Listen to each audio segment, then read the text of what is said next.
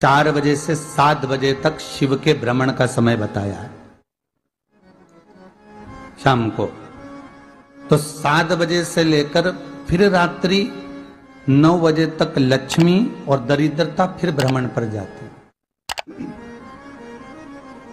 इनका एक समय निश्चित है महाराज, भ्रमण कर कर आ जाना। अब इस बीच में जब लक्ष्मी और दरिद्रता दोनों निकल कर जा रही हैं तो दोनों एक भाव रख कर जाती हैं कि आज हमको कहां प्रवेश करना है।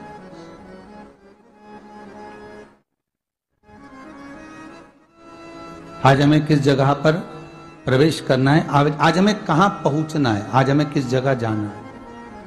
और जिस नगर में जिस मार्ग से लक्ष्मी और दरिद्रता निकल कर जाती हैं, ये दोनों का जब निकलना होता है, इनको स्थान दिया गया जहां पर स्वच्छता हो, घर के दरवाजे पर रंगोली डली हुई हो, द्वार पर जल छीटा गया हो। महाराज उस द्वार पर लक्ष्मी प्रवेश करती है तो दरिद्रता भी जाने लगती है अंदर। जब दरिद्रता अंदर जाने लगती है तो लक्ष्मी उसको रोक देती है, पहले मैं देखकर आती हूं कि तेरे लिए स्थान है कि नहीं, तू यहां रुक।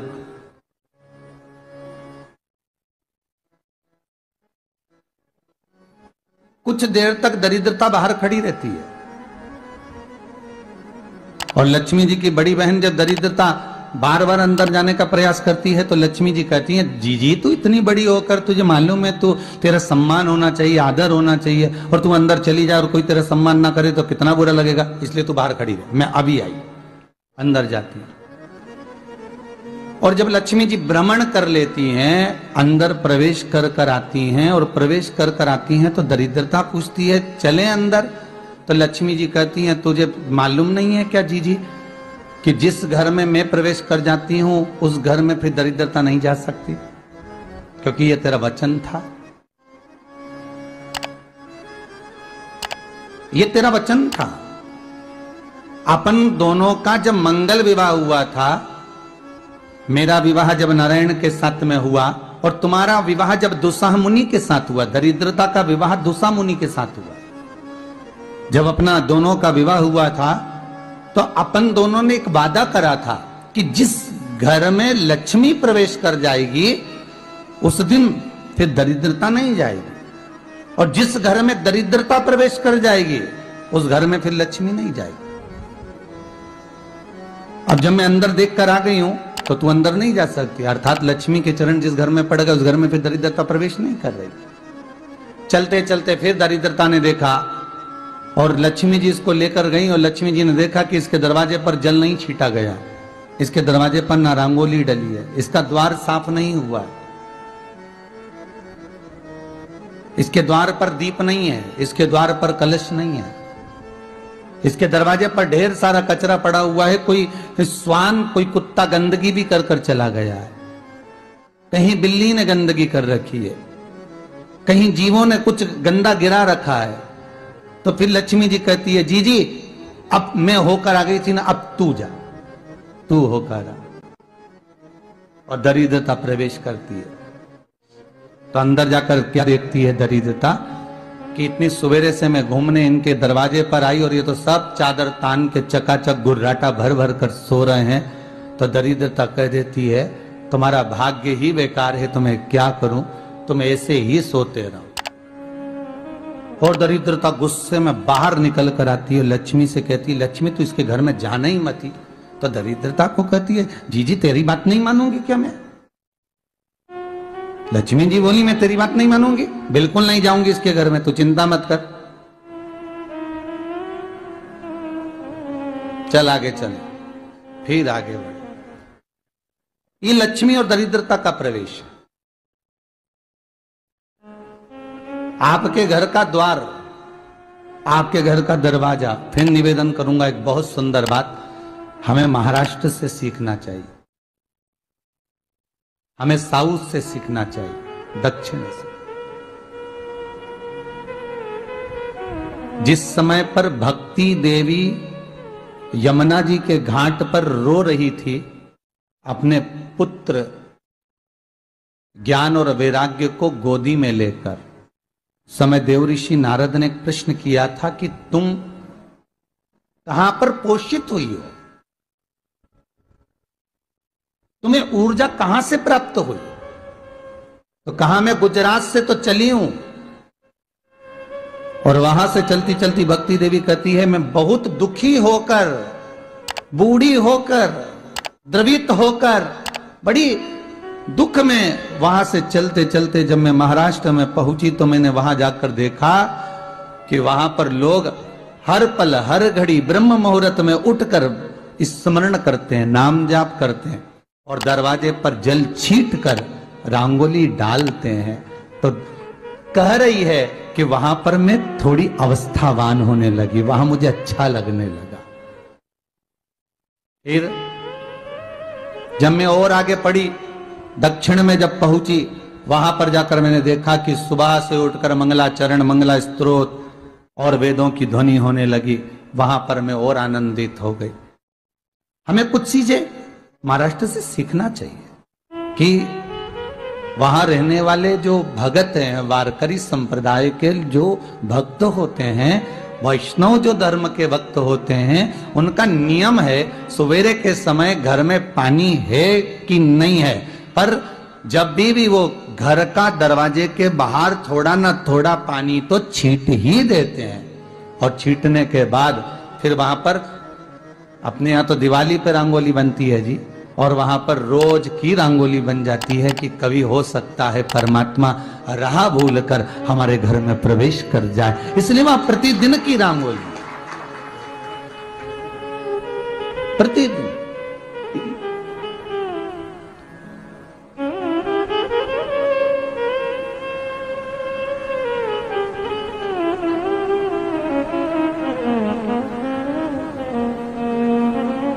हमें सीखना चाहिए थोड़ा सा। आज के जमाने में तो बहू अपने कमरे की झाड़ू लगा ले, वो ही बहुत बड़ी बात है। हो खड़ी खड़ी बहू ये देखती रहेगी कि नौकरानी सही से झाड़ू लगा रही, वहां से लगा के लाओ, इधर से हेड के ले जाओ, वहां से कचरा सोरो, वहां से पोछा लगाओ। खड़ी रहेगी, उंगली से बताती रहेगी, पर इतना नहीं बनेगा कि सेविका से, नौकरानी से, दासी से कह दे कि तू मम्मी पापा के कमरे की लगा ले, मैं मेरे कमरे की लगा लूंगी, तू जा उधर। थोड़ा दया का भाव अगर होता तो उसके मन में भी आता कि मेरी बड़ी सेठानी तो अपनी जगह पर है, पर छोटी तो सेठानी की भी बड़ी सेठानी है जो मुझ पर करुणा करती रहती है। पर बड़ी तो कहे कि बेटा रहने दे, तू उधर ले जा, जब भाभी के कमरे में देख ले जा, उसके बच्चों का बड़ा फैलारा रहता ना, तू उधर देख ले जा, तो जरा उधर, मां उधर भेज रही है।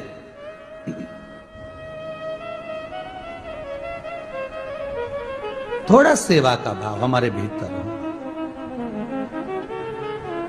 और एक निवेदन तो हमेशा करा है और अब आज भी करता हूं, पूरे घर की सफाई करवाओ, पूरे घर में तुम पोछा झाड़ू जो चाहे करवाओ, मना नहीं है, पर एक निवेदन है, रसोई घर के अंदर बहू और बेटी ही जाकर भोजन बनाए तो अन्नपूर्णा सदा कृपा करती है महाराज, बहू और बेटी ही।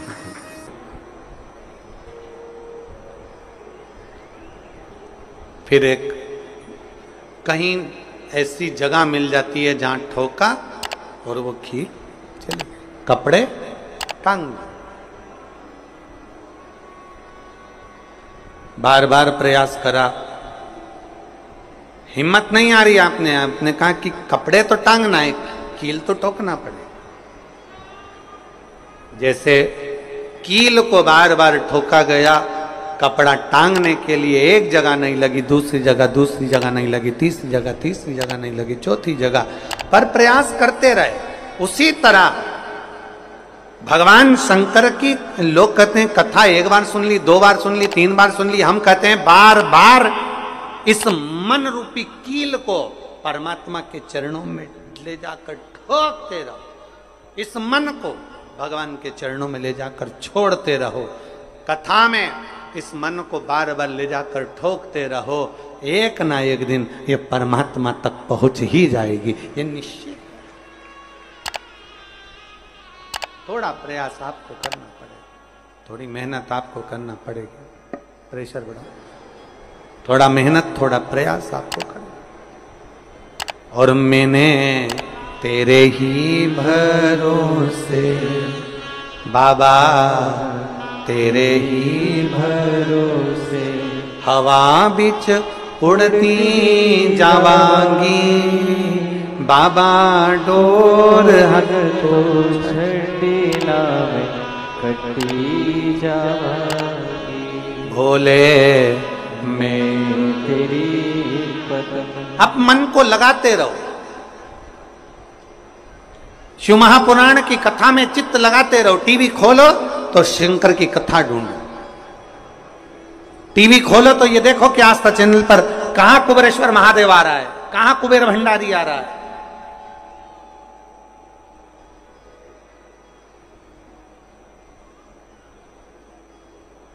मन को इधर उधर ना मोड़ो। जैसे एक व्यक्ति ने अपनी गाड़ी से 25 लोगों को उड़ा दिया। अब एक व्यक्ति ने 25 लोगों को उड़ा दिया तो उसको ले जाके पुलिस वालों ने जज के सामने खड़ा करा। जज ने पूछा, तुम्हारे ऊपर इल्जाम लगा है तुमने 25 लोगों को उड़ाया। जी हुजूर, सफाई में कुछ कहना चाहते हो, सफाई देना चाहते हो? उसने कहा, हुजूर मैं गाड़ी चला रहा था, मेरा ब्रेक फेल हो गया था, तो एक तरफ 2 लोग जा रहे थे, एक तरफ पूरी बारात जा रही थी। अब आप बताओ हुजूर जज साहब, मुझे गाड़ी का हैंडल कहां घुमाना था? जज साहब ने कहा 25 लोगों से तो अच्छा था कि 2 लोगों पर गाड़ी चढ़ाता, 2 लोगों को उड़ा देता, पर 25 क्यों उड़ाए तूने? जज साहब आप बिल्कुल सत्य कह रहे हो, मैंने अपना हैंडल 2 लोगों की ओर ही घुमाया था, पर वो बारात में घुस गए थे। मैंने तो 2 के लिए ही हैंडल घुमाया था, पर वो बारात में घुस गए। हम भी ऐसे ही हैं, हमें शिव जी को 1 लोटा जल चढ़ाना है, हमें शंकर जी का भजन करना है, हमें भगवान को भजना है, हमें कथा सुनना है। हम जाते बड़े मन से कि हमें कथा सुनना है, कथा सुनना है, कथा सुनना है, कथा सुनना है, और मालूम पड़े कथा में जाकर बैठे, कोई इधर बात कर रहा था, कोई उधर बात कर रहा था, कोई पीछे आवाज लगा रहा था, कोई कुछ नहीं, तो तुरंत जितने बैठे रहेंगे ना, तुम सबका ध्यान एकदम उसी जगह पर मन जाएगा कि कौन ने क्या बोला, कौन ने क्या करा। अरे भाई, तुम आए कहां पर हो? भगवान शिव की कथा को सुनने के लिए। तुम आए कहां पर हो? शंकर को अपने दिल में बिठाने के लिए। तुम आए कहां पर हो? शिव तत्व को जानने के लिए।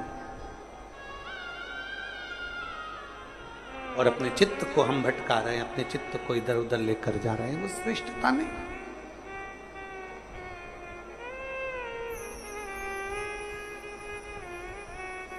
जिस समय पर ब्रह्मा जी ने सृष्टि की रचना करी,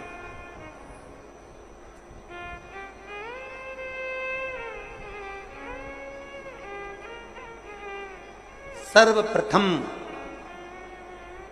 ब्रह्मदेव सृष्टि की रचना करना प्रारंभ करते हैं और देखते हैं कि ये संपूर्ण ब्रह्मांड को मुझे अच्छा बनाना है, प्रबल बनाना है, श्रेष्ठ बनाना है, इसकी रचना करना है, इसका विस्तार करना है। उन्होंने सनकादि ऋषियों को प्रकट कर, सनत कुमारों को जब प्रकट किया, सनत कुमारों को प्रकट करते से ही सनत कुमार तो भगवान शंकर की, भगवान नारायण की भक्ति में ऐसे डूब गए कि उन्होंने सृष्टि का क्रम आगे बढ़ाया ही नहीं। उन्होंने सृष्टि को आगे बढ़ाया ही नहीं।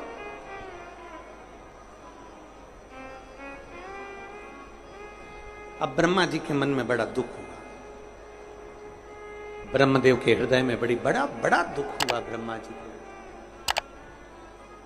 ब्रह्मा जी भगवान नारायण के पास में गए और नारायण के पास में जाकर उन्होंने हाथ जोड़कर निवेदन करा। ब्रह्मा जी बोले हैं, नारायण, मैंने सृष्टि का खंड आगे बढ़ाने के लिए सनकादि ऋषियों को प्रकट किया, मैंने सृष्टि को आगे बढ़ाने के लिए सनकादि ऋषियों को मार्गदर्शन किया, पर ये सनकादि ऋषि तो भगवान की भक्ति में डूब गए, आपके भजन में डूब गए, ये तो कोई सृष्टि को आगे बढ़ाते नहीं है।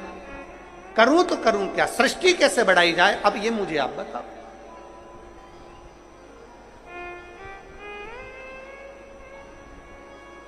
शिव कथा कहती है,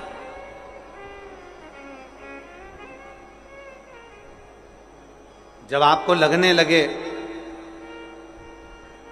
कि मैंने बहुत प्रयास कर लिया और अब मेरा यह कार्य नहीं हो रहा, तब उस जगह पर शिव महापुराण की कथा कहती है कि एक बार शंकर पर विश्वास कर देखो, शंकर पर भरोसा कर देखो। एक पत्र है,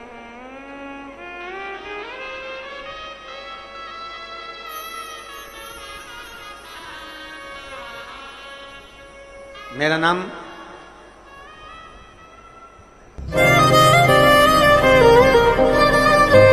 जात्री साहू है, मैं ग्राम बोराई जिला दुर्ग की निवासी। मेरी 7 साल की बेटी है जिसका नाम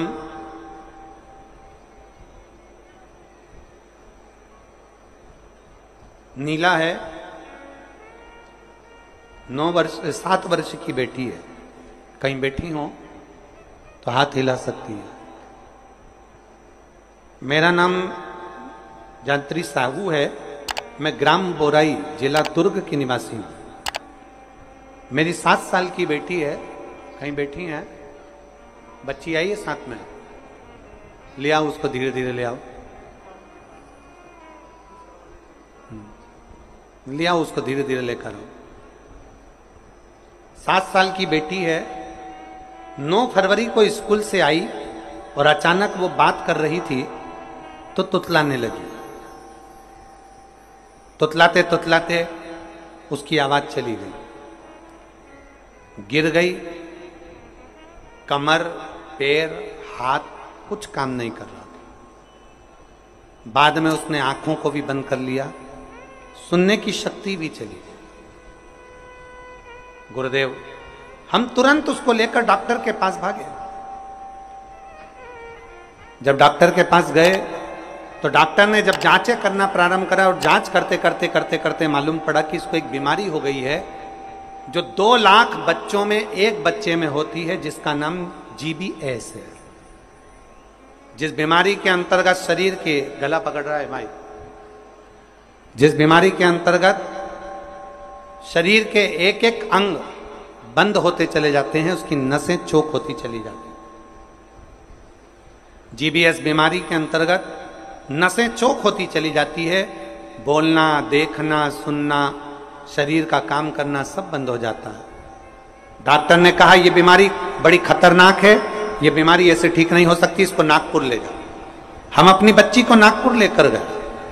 नागपुर में उसका इलाज चालू हुआ। इलाज करवाते करवाते करवाते करवाते 10 दिन हो गए, 15 दिन हो गए, पर बच्ची को होश नहीं आया, वेंटिलेटर पर पड़ी रही। ना बोल पाती, ना चल पाती, ना देख पाती, ना सुन पाती।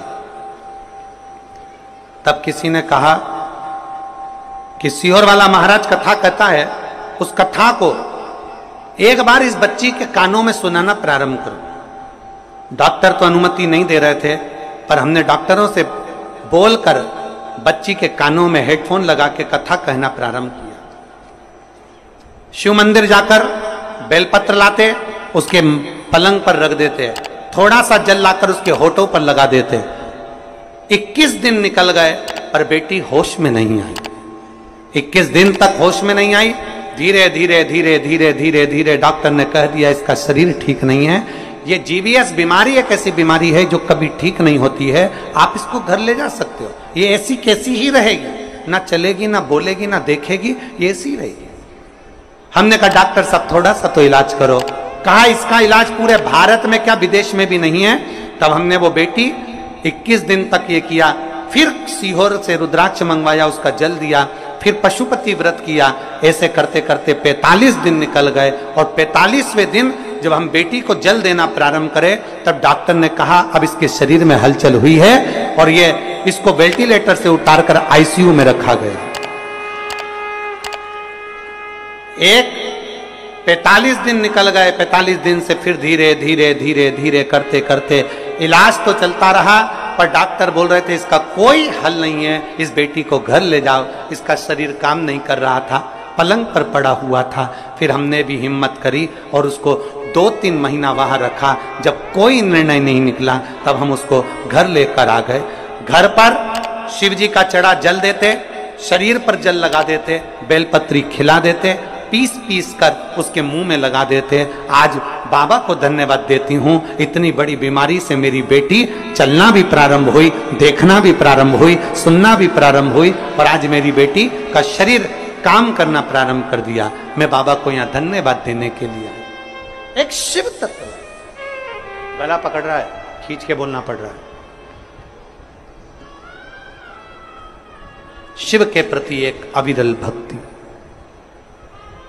शंकर के प्रति एक विश्वास, एक भरोसा जागृत।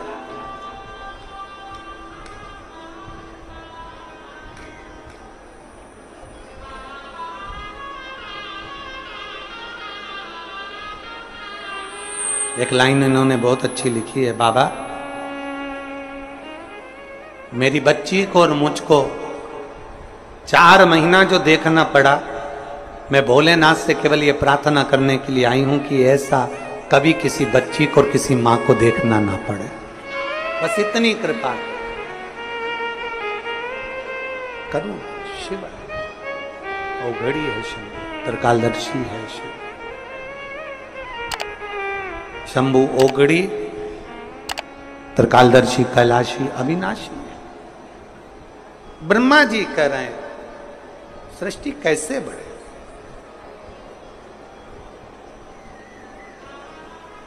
सृष्टि की रचना कैसे हो। भगवान नारायण ने कहा कि आप एक काम करो, भगवान शिव के पास में जाओ, शंकर जी के देवादिदेव महादेव के पास में जैसे ही पहुंचे, भगवान शंकर से प्रार्थना करी ब्रह्मा जी ने कि मैं सृष्टि को कैसे बढ़ाऊं, मैं सृष्टि की रचना कैसे करूं, इसको बढ़ाऊं कैसे,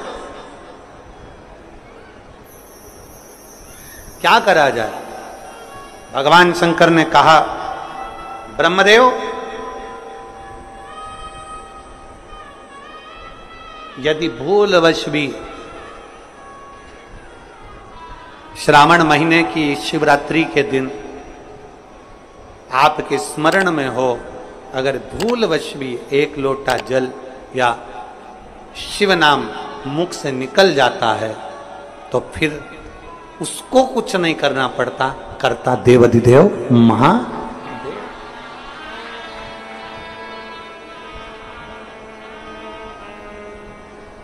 करना केवल महादेव को पड़ता। आप अपने विश्वास को जागृत करिए,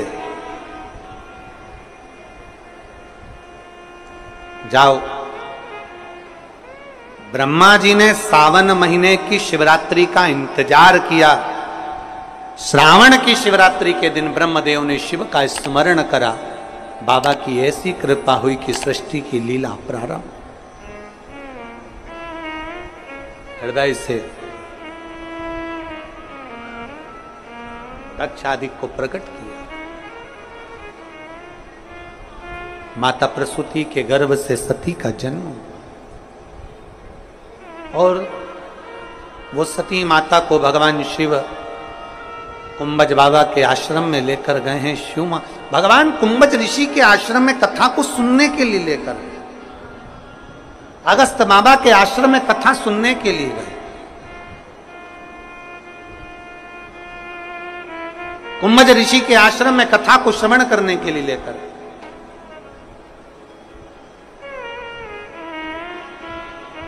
भगवान ओगड़दानी माता सती को लेकर जैसे कुंभज ऋषि के आश्रम में पहुंचे, जैसे कुंभज बाबा के पास में पहुंचे, कुंभज ऋषि के आश्रम में पहुंचे, भगवान कुंभज ऋषि ने, अगस्त ऋषि ने सती माता को देखा, आगे